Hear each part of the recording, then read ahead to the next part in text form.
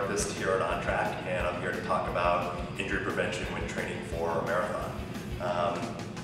I would say that the most common cause for injuries when training for a marathon is overuse. When I use that phrase, overuse, you have to keep in mind that's a relative term. Overuse can be anything from just simply training too much to the most elite marathon runner who's used to running 100 miles and increases their mileage from what they're used to at 100 miles to just bumping it up to 115 miles, but also adding some speed work into that. So overuse is basically just throwing something at your body that it's not accustomed to and then not allowing it for proper recovery.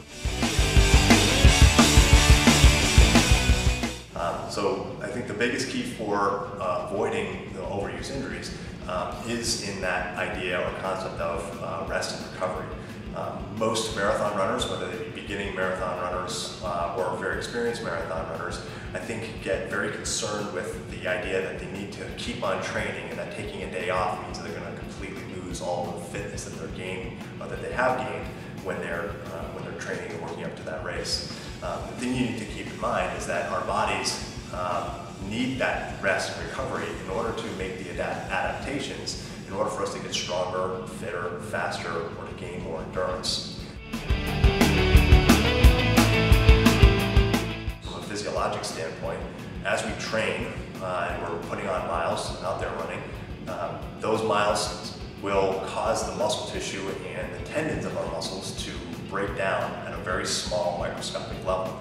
That breakdown is a desirable effect, and it's something that we then eventually will repair through the process of rest and recovery to allow our bodies to come back to be stronger, fitter, or have more endurance. If we're not allowing for the proper time to recover and rest, then instead of allowing those small microscopic areas of damage to heal, we're going to just continue to break down the body more and more over time, finally to the point where you're left with a much larger scope breakdown and then eventually an injury. And so I think that's really kind of in a nutshell the biggest key to avoiding overuse.